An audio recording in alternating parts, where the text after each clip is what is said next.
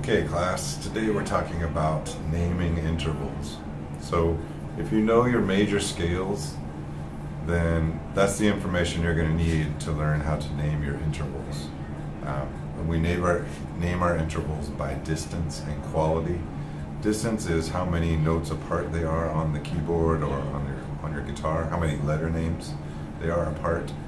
So if we say we go from C to E, that distance is going to be C, D, E. It's going to be some kind of a third. You count the letter you start on, you count the letters in between, in this case there's just D, and then you count the letter that you end on, and that gives you a total of 3. That's the distance, and then we also name them by quality, and that's where you need to know your major scales. So let's take C major for instance. If we take our second, third, sixth, and seventh intervals in the C scale, the second interval would be like from C to D. C to D is a second, and because it's the second that's in C's major scale, we call it a major second. C to E is our major third.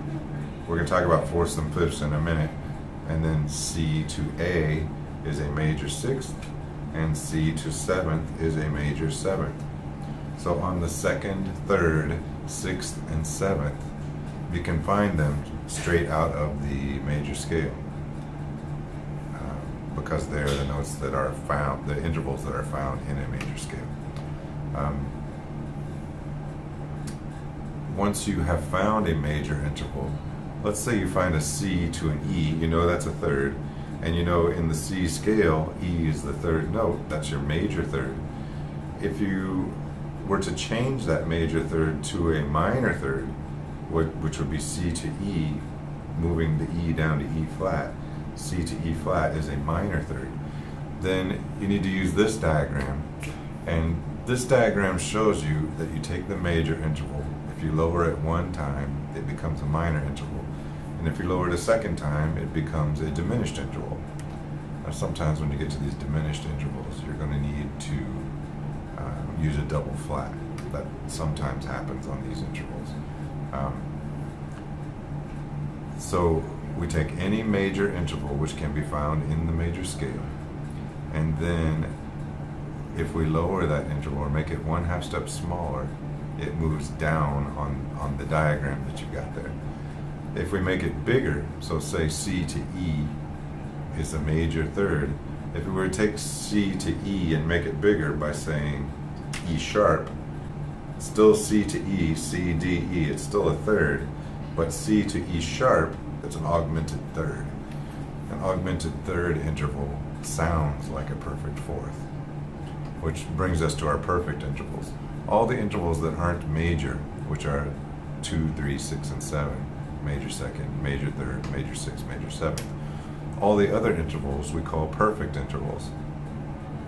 Now what perfect really means is that there's a whole digit ratio between the frequencies of the two notes. So for instance, if you had a middle C in one instrument and another middle C in another instrument, we could say that those two instruments are playing in a perfect unison, which means their frequencies are exactly the same, or the colon would be a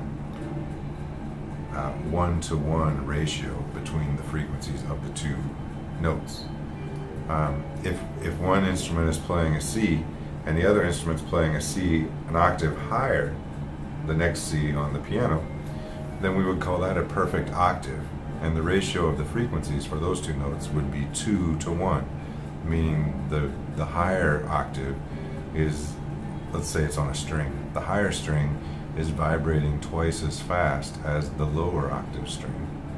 So if I play a G on a low string, and then I play a G on a higher string, a higher octave of G, then there's going to be a 2-to-1 ratio, or the higher pitch is going to be vibrating twice as fast as a lower pitch, and that creates an octave interval, a perfect octave interval.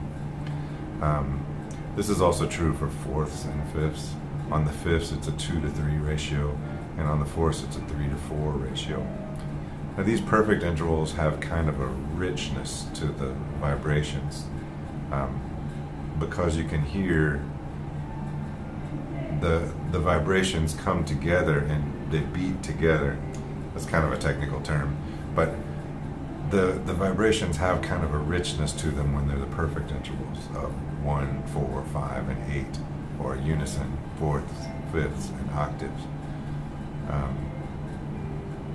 The diagram for what you do with a perfect interval once you have it is this one, and you can see this works exactly the same as the other one, except the information in it's a little bit different. If you have a perfect interval and you make it smaller, so let's say I have a C to a G, that's a perfect fifth. In the C scale, the fifth note is G, therefore we have C, D, E, F, G, fifth, and because it's in the major scale, that fifth is a perfect fifth. If I make that smaller by saying C to G flat, I made the perfect fifth a half step smaller, so on this diagram, that tells me that I go directly to diminished when I take a perfect interval and make it smaller. If I take a perfect interval and make it bigger, it goes immediately to augmented. A couple of interesting facts about these. If you have a unison, perfect unison interval, meaning middle C and middle C, basically the distance between those notes on a unison is 0 because they're the same note, so there's no distance between them. If your distance is 0 between two notes, you cannot possibly make it smaller. You can't have a negative distance.